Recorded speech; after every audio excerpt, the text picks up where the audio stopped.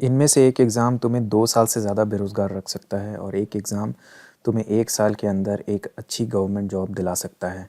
SSC steno या SSC CGL. चलो बात करते हैं इस वीडियो में। चैनल पे जो लोग नए हो वीडियो को पॉज़ करके पढ़ लेना, ये बेसिक इन्फो है मेरे बारे में। हम इन एग्ज़ाम्स को कंपेयर करेंगे स्टूडेंट के पर्सपेक्टिव से। हम ये कंपेयर नहीं कर रहे हैं, सिर्फ एक नैरो पर्सपेक्टिव नहीं रख रहे हैं कि एग्ज़ाम कौन सा टफ़ है कौन सा इजी है। सिर्फ बात उसकी नहीं होगी। अगर आप एक स्टूडेंट हो, आप डिसाइड कर रहे हो कि सीजीएल की तैयारी करनी चाहिए या स्टेनो की तैयारी, तो आउट ऑफ 5 मैंने कुछ पैरामीटर्स में इसे मार्क्स दिया है।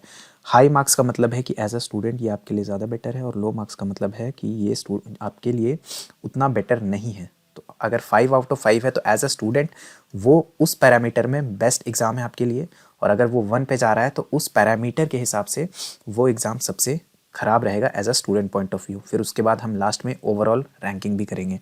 तो अगर कंपटीशन की बात की जाए, कंपटीशन का मतलब क्या है कि कितनी भीड़ है, कितने लोग इस फॉर्म को भरते हैं, कितने लोग एग्ज़ाम में अपीयर होते हैं, तो भीड़ कितनी है और सीट्स कितनी निकलती हैं। तो एसएससी सीजीएल की अगर बात की जाए तो 10 से 15 हज़ार के लगभग में इसमें सीट्स निकाली जाती हैं। ये नंबर थोड़ा बहुत फ्लक्चुएट भी कर सकता है, और एग्ज़ाम देने वाले लोगों की संख्या 13 से 15 लाख, 13-14 लाख के लगभग में होती है, अराउंड में।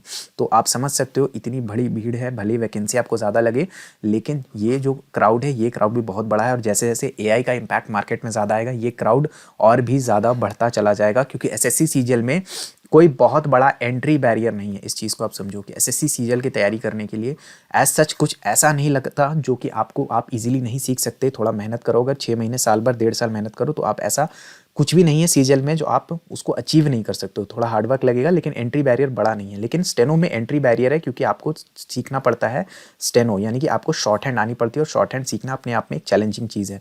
तो स्टेनो में भीड़ थोड़ी कम होती है, ओवरऑल सिलेक्शन के चांसेस ज़्यादा बनते हैं, तो इसीलिए स्टेनो को मिलेंगे 3 आउट ऑफ 5, जबकि सीजीएल को सिर्फ 1 मार्क्स मिलेंगे आउट ऑफ 5। तो स्टूडेंट पॉइंट ऑफ व्यू से अगर मैं बात करूँ, कॉम्पिटिशन स्टेनो में थोड़ा कम रहता है। हालांकि इसके बारे में भी जैसे जैसे अवेयरनेस बढ़ रही है तो भीड़ यहाँ पे भी है, लेकिन ये देखने की भीड़ होती है। टियर 1 लोग जाकर अटेम्प्ट कराते हैं, लेकिन ज़्यादातर लोग स्किल नहीं जानते। स्किल टेस्ट जो है, जो मेन इस चीज़ के लिए डिमांड करता है, वो ज़्यादातर लोगों को नहीं पता होता। बहुत कम लोग हैं जो स्किल टेस्ट अच्छे से जानते हैं। 80 to 100 वर्ड्स पर मिनट पे उनकी प्रैक्टिस रहती है। तो इसीलिए यहाँ एंट्री बैरियर कम है सीजीएल में, और यहाँ एंट्री बैरियर थोड़ा ज़्यादा है, तो कंपटीशन यहाँ पर कम मिलेगा। तो कंपटीशन पॉइंट ऑफ व्यू से स्टेनो बाजी मार ले जाता है। लेकिन अब बात करते हैं भाई स्किल टेस्ट में। देखो, स्किल टेस्ट सीजीएल में भी होता है। सीजीएल में स्किल टेस्ट क्या होता है, आपको एक सिंपल सी टाइपिंग करनी होती है। अप्रॉक्सीमेटली 27 वर्ड्स पर मिनट की टाइपिंग है, जो कि इंग्लिश में बात कर रहा हूँ। अगर हिंदी की बात करें तो जो भी है, मतलब ये जो टाइपिंग आपको करनी है बहुत बहुत बहुत सिंपल है।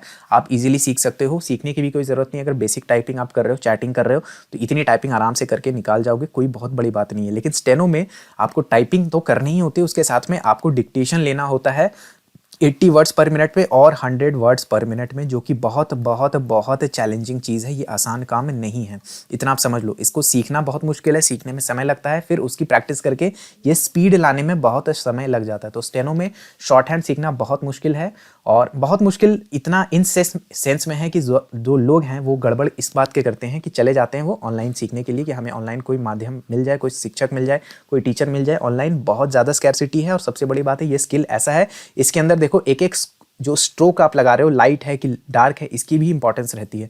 तो स्टेनो की जो शॉर्ट हैंड की स्किल है, स्किल सीखना आसान नहीं है, लेकिन एक बार अगर आप सीखते हो तो आपको मौके बहुत अच्छे सारे मिलते हैं। तो अगर स्किल टेस्ट की हम बात करेंगे तो सीजीएल आपके लिए ज़्यादा बेटर ऑप्शन है, क्योंकि बहुत ज़्यादा आपको कुछ सीखना नहीं है, जबकि स्टेनो में आपको शॉर्ट हैंड सीखना पड़ जाएगा। तो इसीलिए सीजीएल को मिलेंगे 5 और स्टेनो को मिलेगा केवल 1 मार्क्स। अब बात करते हैं सिलेबस के लेंथ के बारे में। देखो, सीजीएल में नंबर कम मिले हुए हैं इसीलिए क्योंकि इसके अंदर आपको तैयार करना होगा जीके, इसके अंदर आपको इंग्लिश, रीजनिंग, मैथ्स, उसके साथ टियर 2 की अगर तैयारी करोगे तो कंप्यूटर भी आपको रेडी करना पड़ेगा। और इस बार कंप्यूटर इतना डिफिकल्ट आया है कि अब इसे भी प्रॉपर तरीके से आपको तैयार करना पड़ जाएगा। स्टेनो की अगर हम बात करें तो स्टेनो में आपको सिर्फ जीके, सिर्फ इंग्लिश और सिर्फ रीजनिंग करना है। मैथ्स इसके अंदर नहीं है, कंप्यूटर इसके अंदर नहीं है। तो ऐसी चीज़ें आपको तैयार करने की कोई ज़रूरत नहीं होती। स्टेनो का सिलेबस इस कंपेरिजन में काफ़ी छोटा हो जाता है। क्यों? क्योंकि एसएससी का जो मैथ्स है ये काफ़ी अच्छे लेवल का होता है, लंबा चौड़ा इसका सिलेबस है। अगर आप ढंग से सही अप्रोच के साथ सवाल को बनाना चाहते हो तो आपको काफ़ी टाइम इन्वेस्ट करना पड़ेगा मैथ्स में। अगर आप एक बिगिनर हो, वो काम आप स्टेनो में करने से बच जाते हो। तो अगर हम ऑब्जेक्टिव एग्जाम की बात कर रहे हैं तो स्टेनो काफ़ी वेल परफॉर्मिंग है। यहाँ पर स्टेनो को 3 आउट ऑफ 5 मार्क्स मिलते हैं, जबकि सीजीएल सिर्फ 1 आउट ऑफ 5 है, क्योंकि यहाँ पे सिलेबस है मैथ्स की वजह से, कंप्यूटर की वजह से थोड़ा ज़्यादा लेंदी हो जाता है, जबकि यहाँ पे वो चीज़ें नहीं है। ठीक है। वैसे अगर आप टेक्स्ट बुक का पास लेना चाहते हो, कूपन कोड क्लस्टर इस्तेमाल कर लेना, इससे आपको मैक्सिमम पॉसिबल डिस्काउंट मिल जाएगा टेक्स्ट बुक के पास पर। अब बात करते हैं प्लान बी, हमें कौन एग्जाम ज़्यादा बेटर अप्रोच देता है, प्लान बी के ज़्यादा रास्ते हमारे लिए खोलता है। तो अगर आप सीजीएल की तैयारी ढंग से प्रॉपर तरीके से करते हो तो सीजीएल के सेम पैटर्न पे आप सीजीएल के अलाइड एग्जाम्स जैसे कि आप एसएससी सीएचएसएल, एसएससी एमटीएस, उसके साथ आपके सीपीओ वगैरह का पेपर होता है, यानी एसएससी के जितने भी एग्जाम्स हैं उनके लिए आप वेल प्रिपेयर्ड हो जाओगे, आपको कोई प्रॉब्लम नहीं आएगी। उसके साथ में रेलवे के जो एग्ज़ाम है, आरआरबी वाले एग्जाम्स जैसे कि आरआरबी, एनटीपीसी, इन सारे एग्जाम्स के लिए आप बहुत वेल प्रिपेयर्ड हो जाओगे, क्योंकि कुछ भी सिलेबस अलग नहीं है उनका, काफ़ी ज़्यादा ह्यूज ओवरलैप है उसके अंदर। फिर यहाँ से जो आप मैथ्स, जो रीजनिंग, इन स्किल्स को सीखते हो, अगर आप थोड़ा मॉडिफाई करोगे तो बैंक की लाइन में भी जा सकते हो, हालांकि वो रिकमेंड नहीं करूँगा, लेकिन आपकी मर्जी, आप जाना चाहो तो वहाँ भी जा सकते हो। बेसिकली बहुत सारे प्लान बी, उसके साथ में स्टेट एसएससी के जो एग्जाम्स होते हैं वो भी आप अटेम्प्ट कर पाओगे, क्योंकि बहुत ज़्यादा डिफरेंसेस नहीं होते। अगर आप सीजीएल वेल प्रिपेयर करोगे तो प्लान बी के अच्छे रास्ते खुलेंगे। लेकिन मैं अगेन समझा दूँ कि एंट्री बैरियर नहीं होने की वजह से सीजीएल की चीज़ें अगर आप सीख भी लोगे तो जहाँ भी जाओ, चाहे यहाँ जाओ, चाहे यहाँ जाओ, चाहे यहाँ जाओ, या फिर आरआरबी की तरफ जाओ, एनटीपीसी की तरफ जाओ, भीड़ हमेशा बहुत ज़्यादा मिलेगी। प्लान बी के अच्छे मौके हैं, आप एक साल में मल्टीपल एग्जाम्स दे पाओगे, तो अगर नंबर 1 में नहीं हुआ तो 2 में हो जाएगा, 2 में नहीं तो 3 में, 4 में, 5 में। इसमें आईबी, एसीआईयू, आईबी वाले जो एग्जाम्स हैं उनको मैं काउंट कर लेता हूँ, तो बहुत सारे ऑप्शंस आपके लिए खुलेंगे। बहुत सारे लोगों को ये भ्रम है, खासकर स्टेनो एस्पिरेंट्स अपने आप को बहुत ज़्यादा डीमोटिवेटेड और डिप्रेस्ड रखते हैं, ये बात सोच करके कि हमारे पास प्लान बी उतना ज़्यादा नहीं है, अगर हम स्टेनो सीखते हैं, हमारे पास मैथ्स की स्किल नहीं है तो हम बहुत पीछे रह गए बाकियों से। देखो, थोड़ा पीछे रह गए हो, लेकिन अगर आपने स्किल बहुत अच्छे से किया हुआ है, बहुत अच्छे लेवल का किया हुआ है, तो आपके लिए मल्टीपल रास्ते खुलते हैं। एसएससी सिर्फ एक एवेन्यू है, इसके साथ में बहुत सारे फॉर्म हर साल आते हैं। आजकल एम्स का जो फॉर्म है, हर साल एक ना एक इसका फॉर्म आ ही जाता है। उसके साथ में रेलवे के एग्जाम्स में भी आपके लिए थोड़े मौके खुलते हैं। उसके बाद कोई भी एग्जाम होगा जो आपके स्टेट एसएससी का होगा, स्टेट एसएससी में भी ढेर सारे मौके आपके लिए खुलते हैं। दिल्ली में भी आपके लिए अच्छे अपॉर्चुनिटीज खुलती है। और अगर स्किल टेस्ट थोड़े अच्छे लेवल का सीखते हो, देखो आप जो स्टेनो के लिए सीखते हो, एसएससी स्टेनोग्राफर के लिए वो थोड़े ईजी लेवल का स्किल आप प्रिपेयर करते हो, लेकिन थोड़ा अच्छे लेवल का, थोड़े अच्छे से और अच्छी स्पीड अगर प्रिपेयर कर लो तो जितने आपके कोर्ट हैं उनके एग्जाम्स भी खुलते हैं। और बहुत सारे कोर्ट्स ऐसे अपना रिक्रूटमेंट करते हैं कि वो बिना रिटर्न के, सिर्फ अच्छी आपकी स्पीड होनी चाहिए स्किल टेस्ट में, वहाँ से आपके रिक्रूटमेंट उठाते हैं। तो यहाँ पर प्लान बी के मौके सीजीएल के कंपैरिजन में कम है, लेकिन ऐसा नहीं कि बहुत खराब है, इसको 1 देने लायक नहीं है, क्योंकि जहाँ पे भी जाओगे अगेन वहाँ पर भीड़, जो क्राउड है ना, क्राउड मेरे दोस्त बहुत बहुत कम मिलेगा एज कम्पेयर टू इस वाले लाइन में। एसएससी सीजीएल वगैरह के लाइन में जितना क्राउड है, इतना क्राउड यहाँ नहीं मिलेगा। मैं ऐसे क्राउड की बात कर रहा हूँ जो स्किल जानता है, जिसको शॉर्ट हैंड आती है, जिसे नहीं आती उसका तो कुछ नहीं हो सकता, उसको हर जगह भीड़ लगेगा, वो हर जगह डिप्रेस्ड रहेगा। लेकिन अगर जिसने स्किल की अच्छी तैयारी की है और रिटर्न की काम चलाओ उसकी तैयारी है, मतलब जितना रिक्वायर्ड है उतनी अगर प्रिपरेशन उसकी है, तो उसके लिए भी बहुत सारे मल्टीपल ऑप्शंस रहते हैं। इसलिए एक्सेसिवली डिमोटिवेट होने की जरूरत नहीं है अगर आप स्टेनो वाली लाइन से आते हो तो। बाकी सीजीएल में जाओगे तो ऑब्वियसली प्लान बी के एवेन्यूज ज़्यादा है, लेकिन क्राउड भी ज़्यादा है, ये समझने की जरूरत है। अगर सैलरी की हम बात करेंगे तो सीजीएल को फुल मार्क्स मिलेंगे, स्टेनो को भी फुल मार्क्स मिलेंगे, क्योंकि दोनों के अंदर जो मैक्सिमम सैलरी आप ले सकते हो वो 4600 ग्रेड पे की है, 4200 भी है स्टेनो में, 2400 भी है, और सीजीएल में बस एक एक्स्ट्रा 2800 ग्रेड पे ऐड होता है। तो दोनों के जो मैक्सिमम सैलरी है वो बराबर ही है। साथ में यहाँ पर भी एएसओ इन एमईए का पोस्ट है, जिससे आप फॉरेन पोस्टिंग लेकर के बहुत हाई सैलरी कमा सकते हो। स्टेनो में भी एमईए की पोस्टिंग रहती है, तो यहाँ पे भी आप फॉरेन पोस्टिंग लेकर के अच्छी सैलरी कमा सकते हो। तो दोनों में सैलरी के मौके इक्वल है, मैं दोनों को बराबर नंबर ही देना चाहूँगा, इसमें कोई दूसरे के टक्कर का नहीं है, दूसरे से ज़्यादा का नहीं है, दोनों बिल्कुल ही बराबर पे बैठते हैं यहाँ पे। अब अगली बात है होम स्टेट के चांसेस। अब देखो यहाँ से कुछ ऐसे पॉइंट्स शुरू हो रहे हैं ना जो हो सकता है सभी के लिए मैटर नहीं करें, इसलिए आपको अगर लगता है कि होम स्टेट मेरे लिए ज़रूरी नहीं है तो आप इन मार्क्स को ओवरऑल मार्क्स में ऐड मत करना। ओवरऑल जो हम मार्क्स को कैलकुलेट करेंगे जोड़ करके, उसमें आप ऐड मत करना। लेकिन कुछ लोगों के लिए होम स्टेट भी ज़रूरी होता है।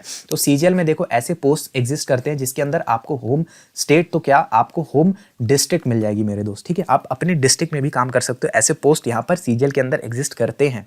लेकिन स्टेनो में ऐसे पोस्ट थोड़े कम है। स्टेनो में जो ज़्यादातर वैकेंसीज होती हैं वो दिल्ली बेस्ड होती हैं, दिल्ली बेस्ड बोल लो या फिर मेट्रो सिटी बेस्ड बोल लो, ठीक है। तो इसमें एक बेनिफिट ये भी रहता है कि स्टेनो की ज़्यादातर जो पोस्ट हैं वो आपको अच्छी लोकेशन में, अच्छे इंफ्रास्ट्रक्चर में मिलेंगी, ये गर्ल्स के लिए थोड़ा ज़्यादा सूटेबल होता है। सीजीएल में भी ऐसी जॉब्स होती है, लेकिन कुछ कुछ सीजीएल में ऐसी पोस्ट है जो थोड़े रिमोट लोकेशंस में मिलती है। लेकिन होम स्टेट की जब मैं बात कर रहा हूँ तो सीजीएल में ज़्यादा मौके आपको मिलेंगे होम स्टेट ले जाने के, जबकि स्टेनो में मौके सीजीएल के कंपेरिजन में काफ़ी कम मिलेंगे। थोड़े बहुत मौके रह सकते हैं, अगर आप स्टेट कैपिटल के आसपास में रहते हो तो थोड़े बहुत चांसेस है, लेकिन चांसेस काफ़ी कम ही है। ज़्यादातर आपको दिल्ली बेस्ड जॉब्स के साथ या मेट्रो सिटी बेस्ड जॉब्स के साथ साथ अपने आप को समझौता करना पड़ेगा, जबकि सीजीएल में ऐसा नहीं है। आप होम स्टेट के साथ होम डिस्ट्रिक्ट भी ले सकते हो अगर आपकी रैंक थोड़ी अच्छी है और आपने पोस्ट प्रेफरेंस सही से अपने एक्सरसाइज किया है। ठीक, चलो अगली बात करते हैं हम पावर के बारे में। अब देखो again power is a subjective thing कि आप किस तरीके से देखते हो पावर को, लेकिन मैं बोल रहा हूँ कि आपके पोस्ट, आपकी जो अथॉरिटी होती है, आपके पास क्या अथॉरिटी रहती है। तो सीजीएल में भी ज़्यादातर पोस्ट ऐसे हैं जिसमें बहुत ज़्यादा कोई आपकी अथॉरिटी नहीं है, काम क्लरिकल नेचर का ही है। लेकिन सीजीएल में रेयर ही सही कुछ 5-10 ऐसी पोस्ट एग्जिस्ट करती हैं जिनके अंदर आपको पावर थोड़ी ज़्यादा मिलती है। ठीक है, जैसे सीबीआई के सब इंस्पेक्टर हो गया, जैसे एनआईए का इंस्पेक्टर सब इंस्पेक्टर हो गया, जैसे सीबीएन का इंस्पेक्टर हो गया। ऐसे ऐसे कुछ पोस्ट है जिसके अंदर थोड़ी पावर रहती है। जबकि स्टेनो में जो भी काम आप करोगे, आप किसी अच्छे ऑफिसर के साथ, बड़े ऊंचे पद के अधिकारी के साथ कनेक्टेड रहोगे, तो यहाँ पे जो पावर है, ये पावर किस चीज़ का है? ये पावर है कनेक्शंस का।